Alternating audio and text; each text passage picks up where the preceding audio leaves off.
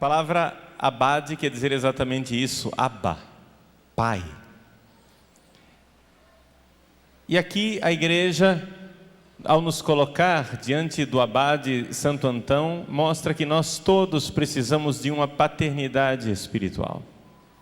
Todos precisamos ter um pai espiritual e também precisamos ter uma mãe espiritual.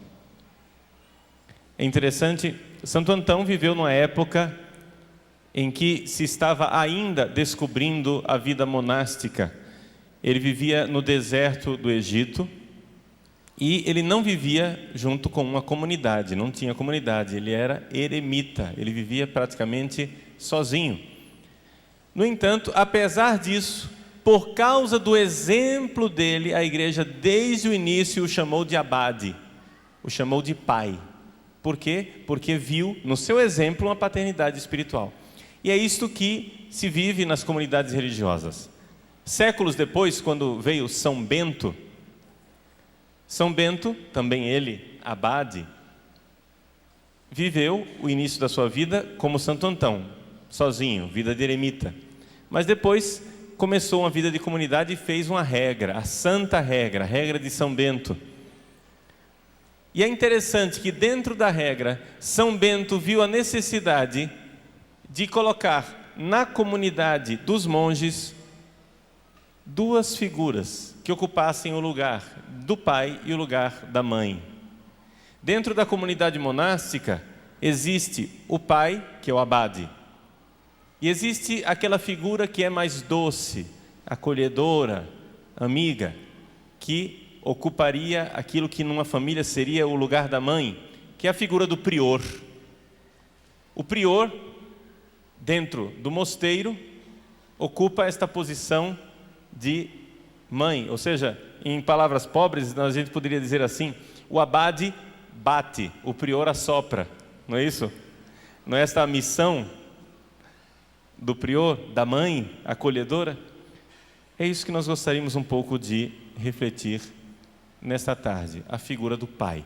Hoje de manhã já falávamos da mãe, e inspirados pela figura de pai de Santo Antão, gostaríamos de refletir sobre a missão do pai dentro da família. Nós dizíamos hoje de manhã, e eu gostaria de insistir nisto, que a missão de pai e de mãe não é uma criação humana, mas é algo da criação de Deus, está na estrutura da personalidade humana. Todo ser humano precisa de um pai espiritualmente e de uma mãe, e que essas realidades são realidades espirituais e não só biológicas. Se você não conhece o seu pai biológico, se você não conhece a sua mãe biológica, não tem problema, saiba que alguém, se você hoje é uma pessoa normal, sadia, inteira, alguém desempenhou o papel de pai e de mãe espiritualmente. É isso que importa. Porque colocar no mundo, qualquer animal coloca.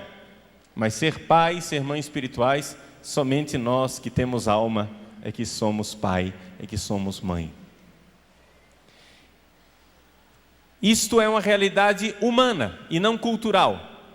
E eu digo isto a partir da pesquisa do padre Antônio Vergote, um sacerdote, psicólogo francês, que fez uma pesquisa nos vários continentes e descobriu que existe uma ideia de pai e de mãe que é transcultural. Como diz o título do livro dele, cross-cultural, ou seja, atravessa as várias culturas.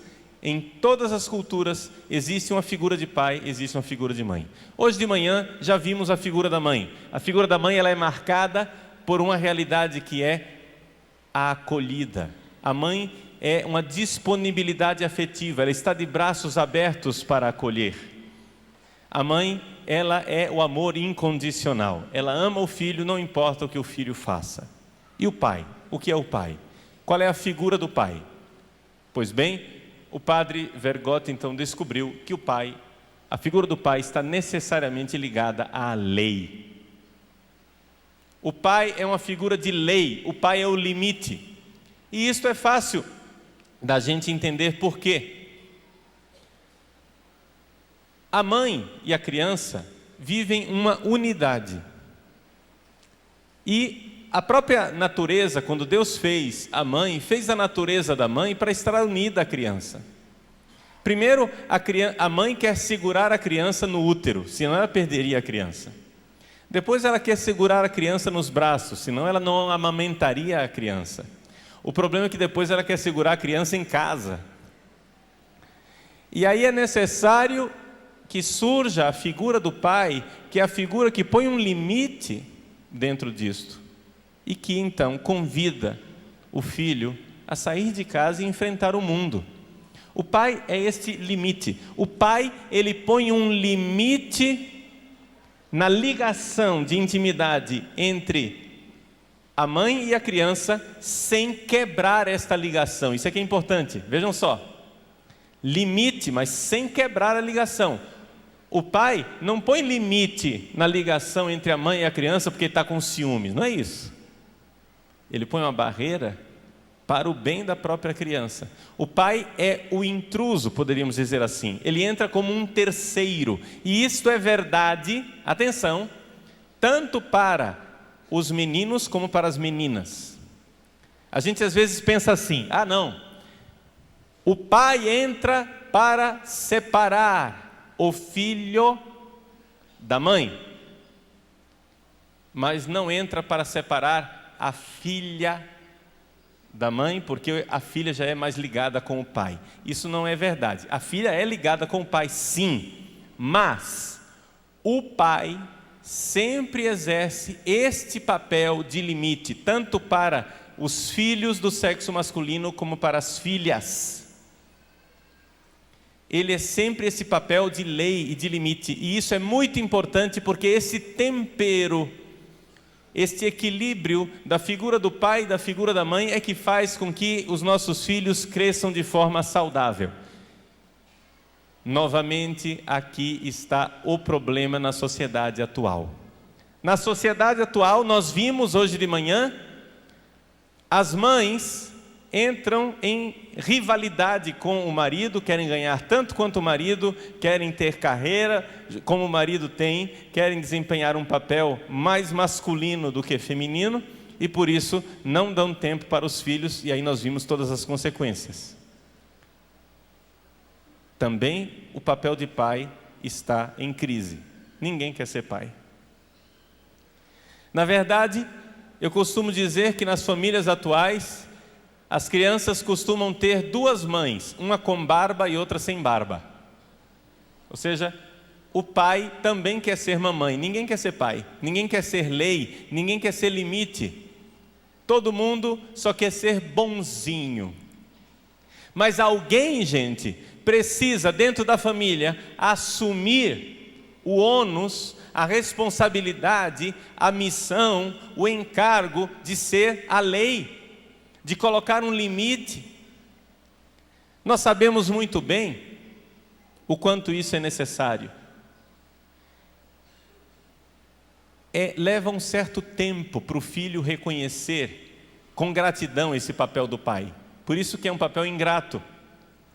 Porque isso também apareceu na pesquisa do padre Vergote. Todo mundo reclama que quer ter um pai, mas ao mesmo tempo todo mundo parece que quer se ver livre do pai. É interessante essa ambiguidade. Eu quero ter um pai. Eu nunca tive um pai de verdade. Aí quando o pai aparece para pôr o limite, para pôr a lei, ninguém quer o limite, ninguém quer lei. É uma ambiguidade. E é importante que você que é pai do sexo masculino, estou falando aqui do pai, não estou falando dos pais em geral, pai e mãe. Estou falando do pai, o homem. Você que é pai, você precisa assumir essa missão de ser lei, de ser limite. E aqui outra coisa também importante. Mesmo nas famílias onde não há um pai biológico, isso é necessário. Vamos supor que na sua família haja, a mãe é mãe solteira, nunca se casou. Alguém precisa assumir o papel de pai e precisa ser uma pessoa do sexo masculino, compreendem isso? É importante isso, a gente não pode relativizar os papéis tanto assim. É sempre uma pessoa do sexo masculino que é responsável, de alguma forma, de colocar o limite. Isso faz parte do desígnio de Deus, faz parte daquilo que Deus colocou como a função do homem e da mulher dentro da família. Não é uma criação cultural, não. Então, é necessário que haja uma figura masculina que seja a lei. É necessário que haja uma figura masculina que dentro da família real seja o limite para os filhos. Então, quer seja um avô, quer seja um padrasto, quer seja um tio, quer seja um padrinho, alguém precisa assumir esta realidade de pai, de saber pôr limites e dizer: olha aqui, moleque, até aqui você vai, daqui para frente não dá, aí você já passou do limite, é só até aqui. Como colocar esses limites? Bom, hoje em dia as famílias sentem uma dificuldade muito grande de pôr limites. E é importante a gente compreender uma coisa, gente, que o pai, se o pai deseja ser um pai verdadeiro, ele precisa ter uma virtude fundamental para ser o limite, para ser a lei, para ser a autoridade que educa. Aquele que bate, depois a mãe assopra. Ele precisa ter uma virtude fundamental, é a magnanimidade. O que é isso? Explico. Magnanimidade, a própria palavra diz alma grande. Você não pode ser pusilânime, ou seja, alma pequena. Alma pequena é aquele que é detalhista, perfeccionista, picuinha, entende? Aquele fulaninho que é chatinho e se apega aos pequenos detalhes. Essa não é a figura do pai. Pai não é assim. O pai precisa ser magnânimo. O que quer dizer isto? Existe um ditado antigo em latim que diz assim: aquila non capit muscas. A águia não se alimenta de moscas. Isso quer dizer que a águia, que é uma ave nobre, magnânima, ou seja, de alma grande, poderíamos dizer, metaforicamente, a águia, ela não come animais pequenininhos, só come animais grandes. Assim deve ser o pai. O pai não deve se preocupar tanto com o pequeno defeitozinho, o pai tem que se preocupar com o defeito grande. Mande pouco, dê poucas ordens, mas as ordens que você dá têm que ser muito importantes. Você não pode encher a vida dos seus filhos de regrinhas pequenininhas e cobrar todas aquelas regrinhas o tempo inteiro, e você transforma o seu relacionamento de pai e de filho em pequenas cobranças. Aquela regrinha, aquela pequena regrinha desgasta a sua autoridade. Não sei se as mães já notaram isso, porque essa é a vida do dia a dia da mãe. A mãe é a responsável pelas pequenas regrinhas. Menino, limpa os pés, lava as mãos, vem para a mesa, penteia esse cabelo, vai vestir uma camisa, tira o boné. Agora não. A mãe é responsável pelas pequenas regrinhas, e exatamente porque ela é responsável pelas pequenas regrinhas, a autoridade da mãe se desgasta. Quando a mãe finalmente quer mandar algo de importante, o que é que ela faz? Ela diz: eu vou dizer para o seu pai. É ou não é verdade? Por quê? Porque a figura da mãe já está desgastada com o convívio do dia a dia. Não é que a mãe está usando o pai como bicho papão, mas é interessante isso, apareceu na pesquisa do padre Vergote, e isso é uma realidade do mundo inteiro, De alguma forma, quando as pessoas verbalizam a respeito da autoridade da mãe, as pessoas sempre mostram que a autoridade da mãe, de alguma forma, provém do pai. Parece que a mãe exerce a autoridade dentro de casa quase que delegada pelo pai. Ela é representante do pai. Eu estou aqui tomando conta da ordem da casa enquanto o seu pai não vem. Porque é ele que é o cara da lei. Por que isso? Porque, gente, é natural que a criança tenha muito mais intimidade com a mãe e tenha um relacionamento de cumplicidade com a mãe. Compreende isso? Eles foram cúmplices durante 9 meses, um do outro, dentro do útero. Eles viveram um com o outro, e a mãe tem essa cumplicidade com a criança, isso é natural. É necessário que entre alguém para interferir e dizer: para, você não é Deus, você não é onipotente, você não pode tudo, tem um limite. Agora, uma dica para os pais. Tem um amigo meu, que é um excelente educador. Ele teve 8 filhos. Nunca teve dificuldade de educar os filhos. E ele diz assim: padre, o senhor quer educar bem os seus filhos? É o seguinte: não dê mais de uma ordem por mês. Dê a ordem. E quando você der a ordem, não explique muito. Não fique com lero-lero não. Ah, por que tem assim? Porque aqui quem manda sou eu, essa aqui é a minha casa e você vai obedecer. E os filhos obedecem, mas não mande demais. Só mande coisas importantes. Pense bem antes de mandar. Isso aqui é um exemplo desse meu amigo. Não digo que esse exemplo precisa ser tomado ao pé da letra, mas só para dizer que existe aí uma sabedoria. Existe uma sabedoria de não gastar a autoridade do pai. A autoridade do pai precisa existir, precisa estar lá. Ela é mais ou menos como uma faca. Se você usa demais, quando você mais precisa, ela está cega. Então é necessário que você use nos momentos importantes. E saiba. Olha aqui, rapaz. Eu sou o dono desta casa. Enquanto você estiver morando aqui, as regras serão estas. Se você quer viver de outro jeito, arrume o seu emprego, sua casa e sua mala e suma daqui. É necessário, muitas vezes, falar com esta clareza. Por quê? Porque qual é a tendência dos filhos? É querer a liberdade de adultos, mas não querer a responsabilidade de adultos. Quer a liberdade de ir para a noite, cair na gandaia, sem dar satisfação a ninguém.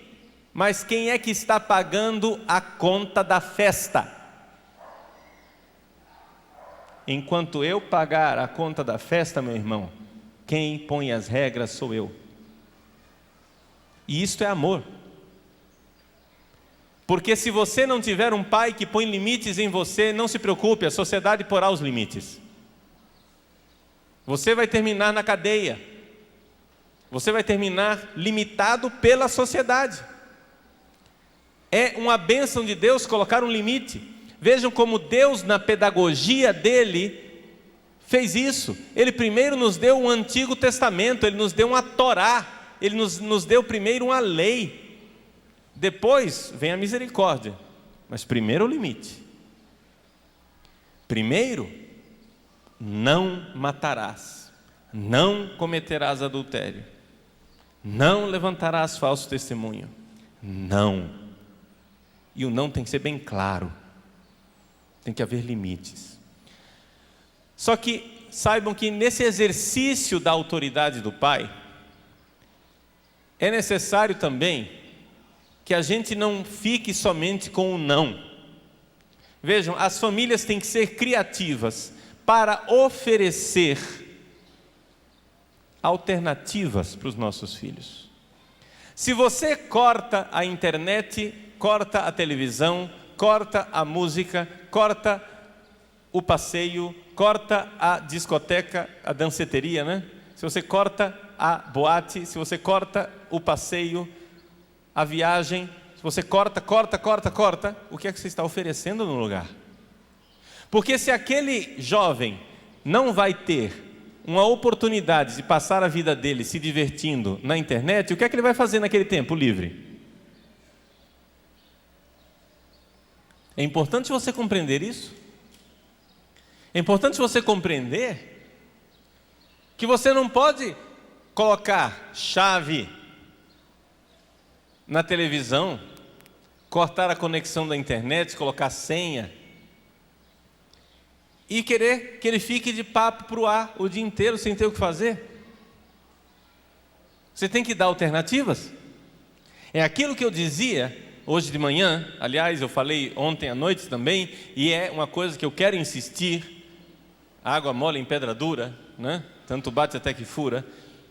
Ter filho, uma vez que você teve filho, eu não sei se você planejou o seu filho ou se você não planejou o seu filho. Deus planejou o seu filho. Você recebeu um presente de Deus. O seu filho é um dom de Deus para você. Recebeu o filho, meu irmão, sua vida daqui para frente está mudada. Acabou. Acabou o tempo de solteiro.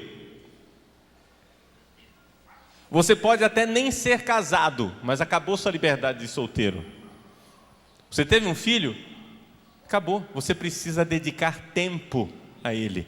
Então, se você não quer que seu filho fique o dia inteiro pendurado no videogame, trate de criar alternativas e gastar tempo com seus filhos, em convívio, em diversão, alternativas. Agora o que acontece? A gente quer abraço, mas não quer fazer o gol, né? Jogador que quer abraço, ninguém me abraça, faça gol, que aí as pessoas te abraçam. Faça o gol. Eu quero que meu filho seja maravilhoso, comportadinho, educado e bem criado. Muito bem, gaste tempo. Conviva com seu filho. Conviva com seu filho. Você tem que investir. Tem um preço, gente, esse negócio. Mas eu não tenho tempo porque... bom, aí você colocou outras prioridades. Se existem outras prioridades, parabéns para você nessa data querida. Não reclame depois. Não reclame. Filho não é máquina, não basta colocar na tomada e funciona. Ou você investe tempo para os seus filhos, ou não vai ter filho que preste. Depois não reclame. Você precisa ter alternativas.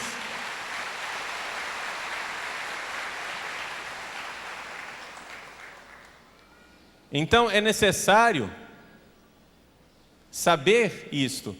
Ir para o cinema com seu filho, ou então vai para o parque enquanto seu filho se diverte, você está lá com uma amiga, com um amigo, ou então está lá fazendo palavras cruzadas, sei lá o quê, mas você está junto. Você precisa investir o tempo. Agora você larga no mundo, meu irmão, aí não dá certo. É necessário também ir dando aos poucos para o filho responsabilidade.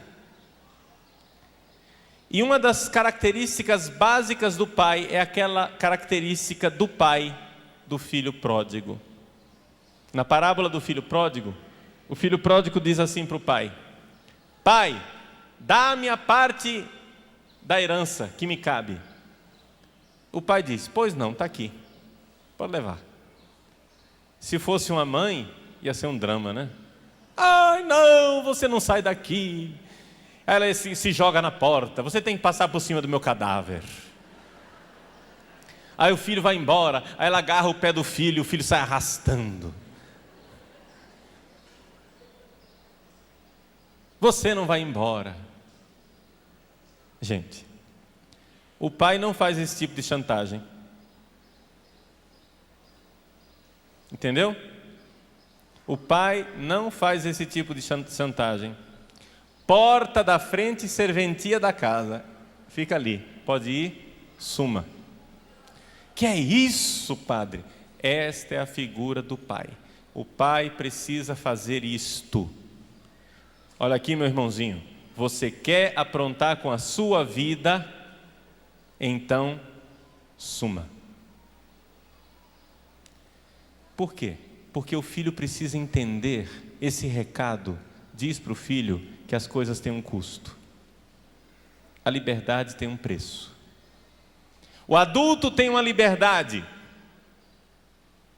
mas essa liberdade tem responsabilidade.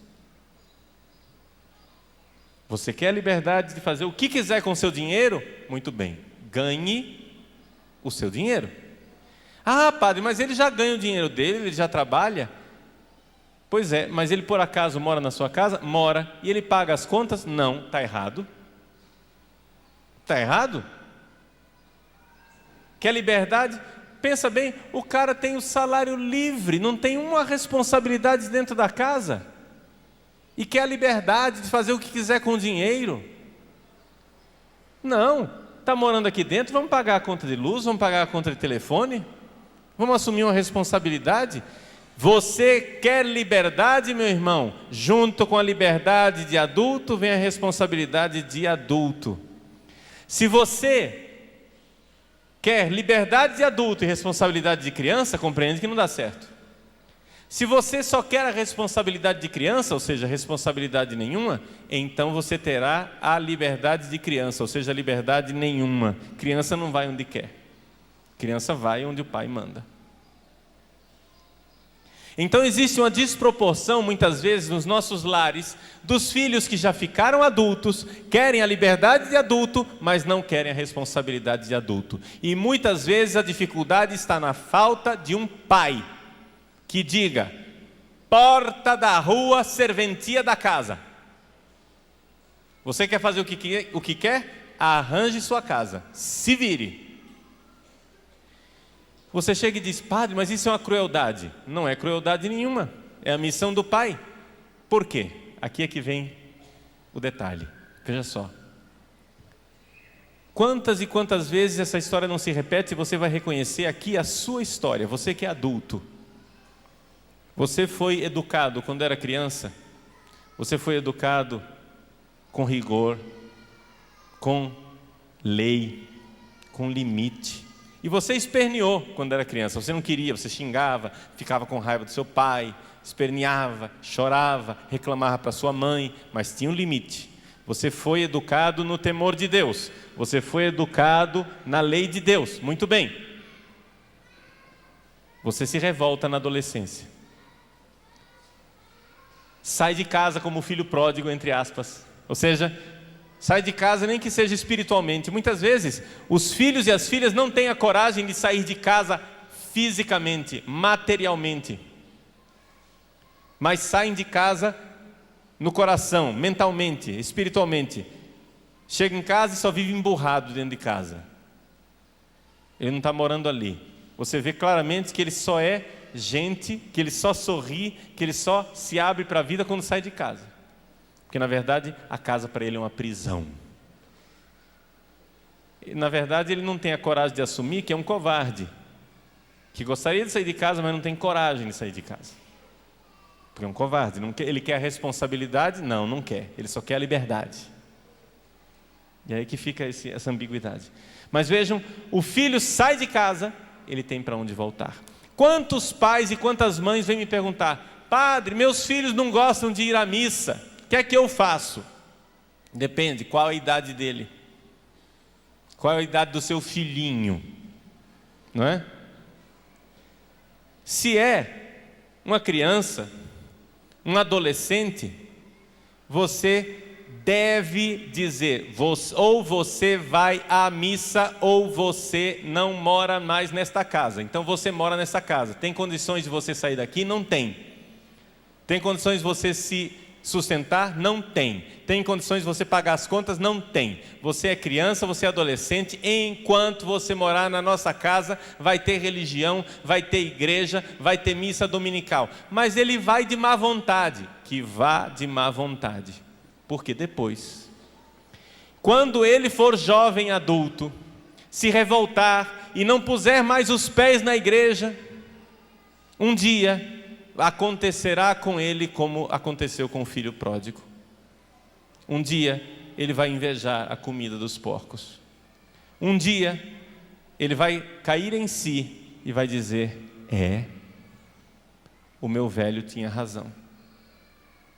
E aí vai ser importante que ele tenha uma casa para voltar.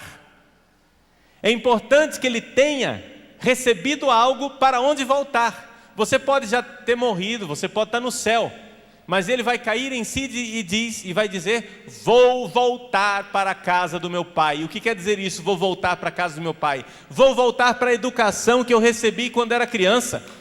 Vou voltar para a religião dos meus pais. Quantos de nós não reconhecemos nisso a nossa própria história? É ou não é verdade? Quando você era criança, você ia para a missa na marra, odiava aquele negócio, e hoje que você já é adulto, você diz: que bom que meus pais me educaram na fé católica, que bom que eu tenho uma casa para voltar. Então, leve seus filhos para a missa. Olha aqui, enquanto morar aqui vai ter terço, sim senhor. É sábado, nós rezamos o terço juntos. No sábado tem terço, no domingo tem missa. Entendeu? Pode cobrar, mas cobre as coisas importantes, entende? Não encha de picuinha a vida deles, pelo amor de Deus. De detalhezinhos, onde a vida da criança e dos pais seja uma cobrança diária, um inferno. Se você cobrar só pequenas coisinhas, a vida vai ser um inferno. Eu não estou dizendo para cobrar pequenas coisinhas, eu estou dizendo para você cobrar as grandes coisas, as coisas importantes, as coisas fundamentais. Compreende? Então, saber que as coisas têm consequências. Saber que existe limite. Essa é a figura do pai. Problema, ninguém quer ser pai. E isto não é só nas famílias não, é em tudo quanto é lugar. É na sociedade, é na vida pública. Ninguém quer ser pai, ninguém quer ser a lei, ninguém quer ser limite. Isso acontece também dentro da igreja. Dentro da igreja, ninguém quer ser pai. O cardeal emérito do Rio de Janeiro, meu grande pai e grande modelo, Dom Eugênio Salles, o cardeal emérito do Rio de Janeiro, ele sempre dizia, diz ainda, está vivo, graças a Deus, diz: o problema da igreja é um problema de alfaiataria. Eu olhava para ele assim e dizia: ué, alfaiataria? Por quê? Está faltando calça comprida, tem muita saia nesse negócio. Já está faltando homem, entende? Está faltando alguém que coloque limite e que diga não. Muita gente acha, isso aqui já sou eu falando, né? Tem gente que acha que o problema da igreja católica no Brasil é falta de conversões. Nós precisamos converter mais gente. Eu já acho o contrário. Eu acho que o problema da igreja católica no Brasil é falta de excomunhões. A gente devia colocar uns para fora para ver se para.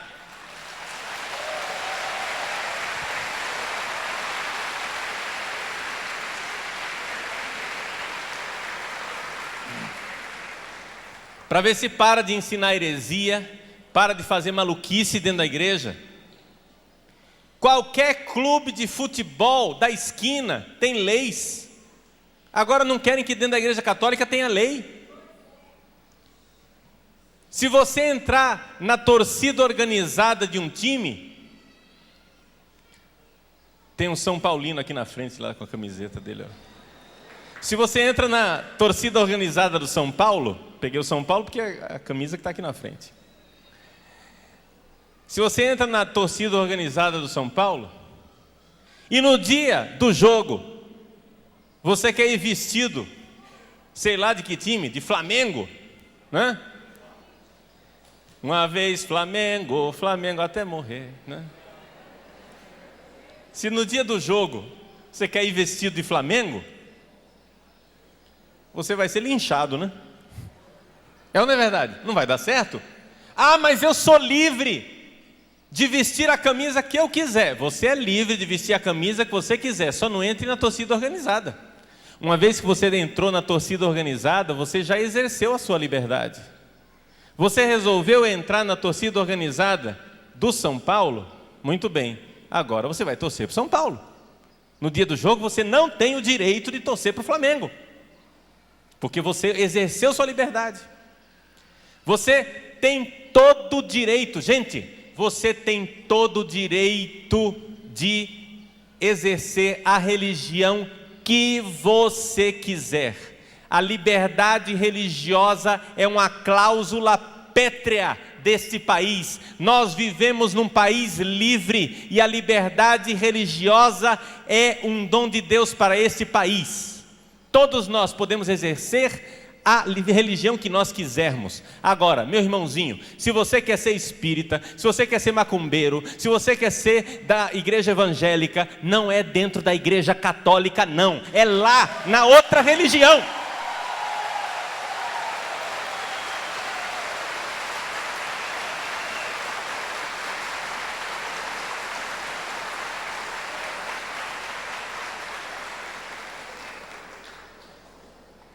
Agora o cara não se converte direito e quer vir aqui bagunçar a nossa igreja?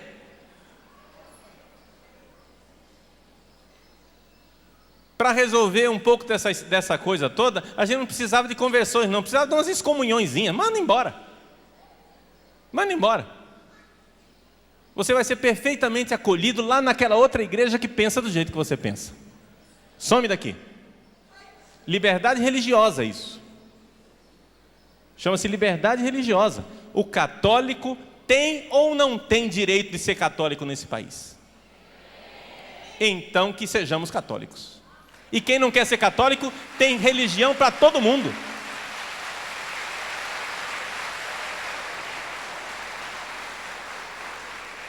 Tem religião para todo mundo, à disposição. Todos os gostos e cores. E você como pai, e você como mãe, como é que você vai exercer o seu pátrio poder? Como é que você vai educar os seus filhos? Ninguém fica esperando assim, meu filho nasceu, eu não sei se ele vai querer falar português.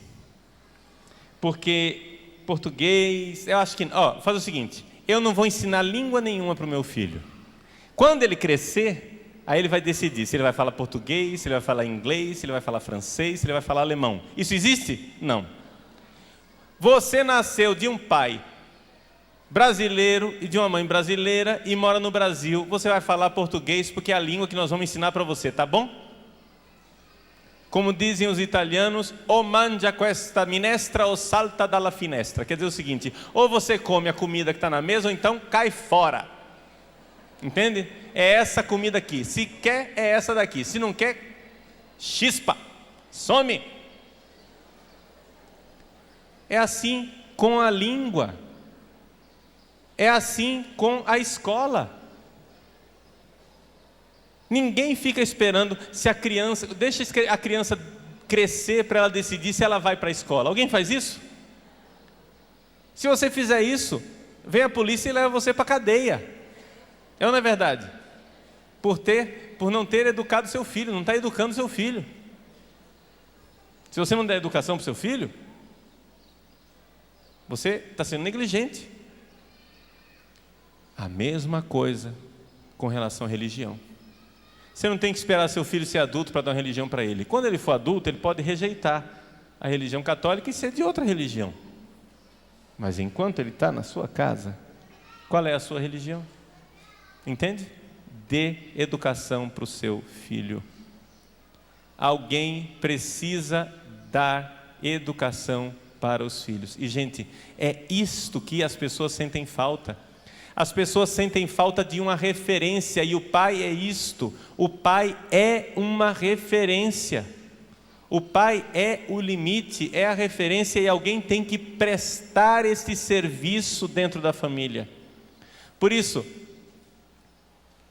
você que é pai, eu sou pai também lá no seminário, né? Para os meus seminaristas. Vou fazer o quê? Eu sou a lei. Você que é pai, saiba que tem um limite esse negócio aqui. Vou fazer o quê? Tem um preço que a gente paga. Quando os meus filhos espirituais saem para comer pizza, eles não me convidam para ir comer pizza. Escuta, você vai sair para comer pizza e tomar chopp com a lei? Você não convida a lei para ir tomar chopp com você? Você convida o colega, o amigo, o cúmplice. Mas aquele que é a lei, não. Para que as pessoas querem um pai? Querem o pai para ele estar lá na hora que eu preciso. Na hora que eles batem a cabeça na parede, aí eles sabem onde é que eles vão me encontrar. Mas eu não digo isso porque eu estou reclamando. Eu queria ser convidado para comer pizza. Não é isso.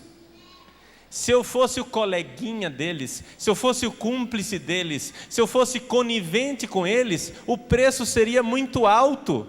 Eles seriam órfãos. O preço que o seu filho paga de ter um papai cúmplice é orfandade. O pai, ele é lei de alguma forma. Ele é limite. Não precisa para isso fazer cara feia. Não precisa para isso ficar emburrado. Não, gente, nós podemos ser pais na alegria. Eu acho que lá na minha comunidade de seminário, todo mundo pode reclamar de muita coisa, mas ninguém pode reclamar que falta alegria.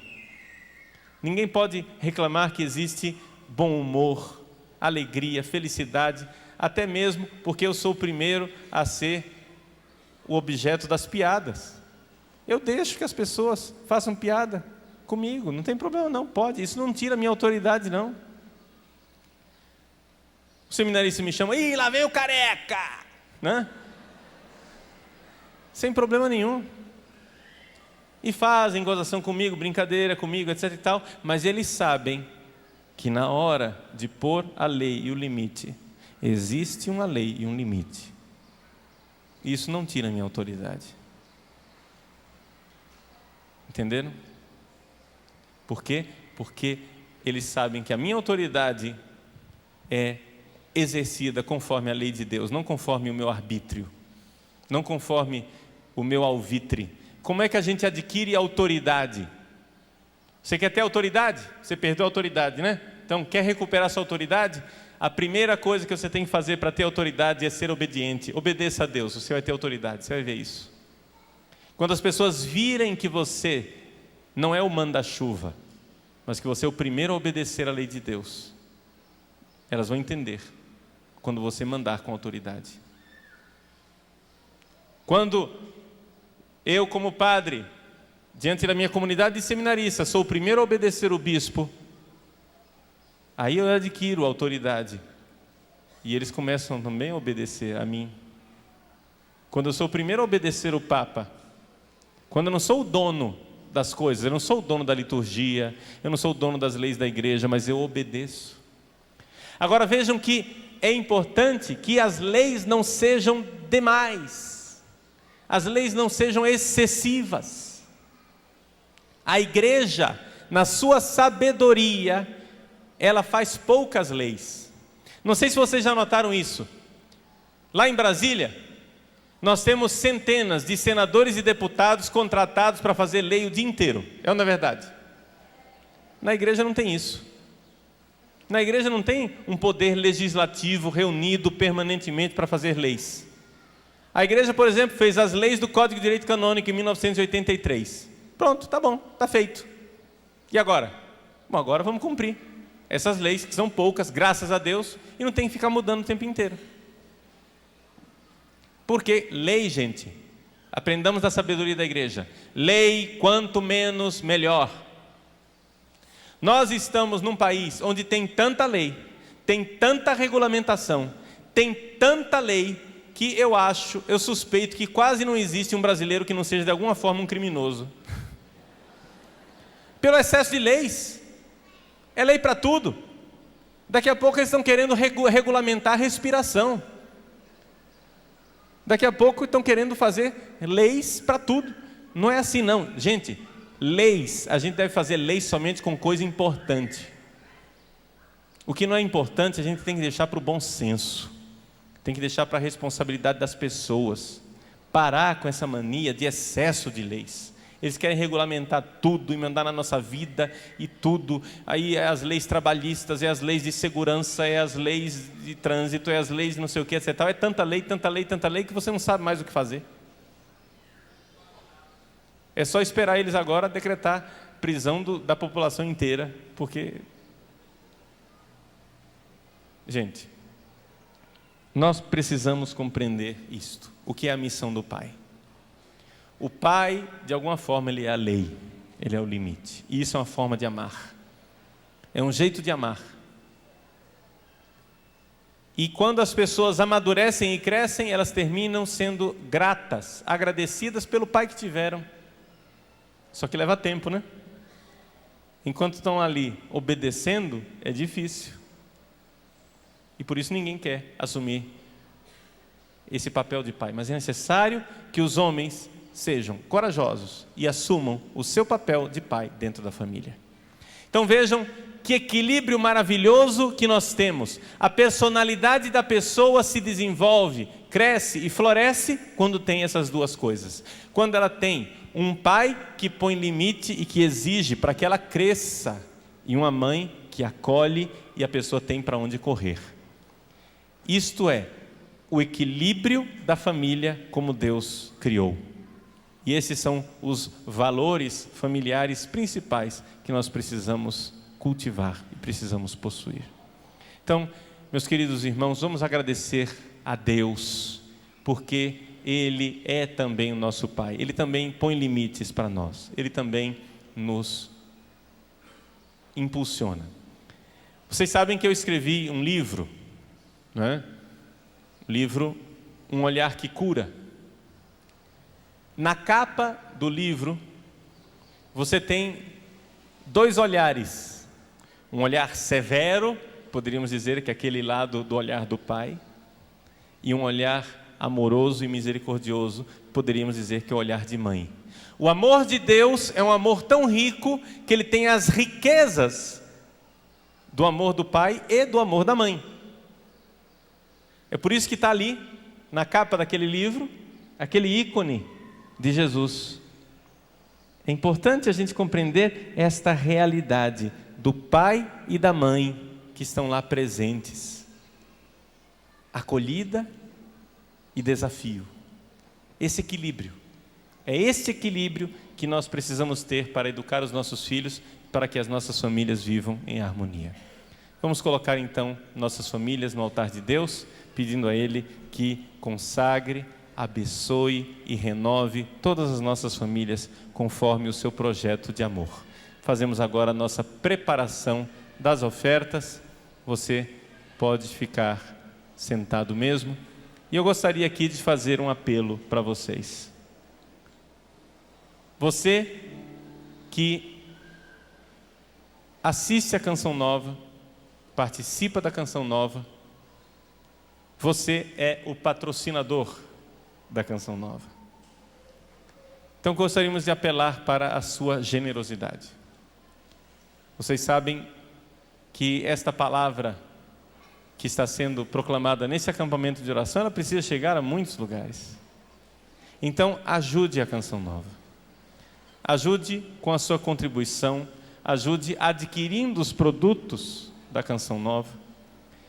Mesmo que você, vamos supor, você já assistiu essa palestra, mas você adquire a palestra e dá de presente para outra pessoa. Dá de presente. Pega a palestra de hoje de manhã, ensinando como deve ser uma mãe. A palestra de hoje à tarde, ensinando como deve ser um pai. E dá de presente para um casal que está começando agora. Esse é o presente de casamento. Para eles saberem conduzir a sua família. É uma forma de evangelizar. Então, pedimos a você a sua generosidade. Estamos de mãos estendidas para você. Precisamos pagar as contas, precisamos fechar a nossa campanha todos os meses. E isso é possível se você for generoso. Seja generoso e pense no bem que você está fazendo.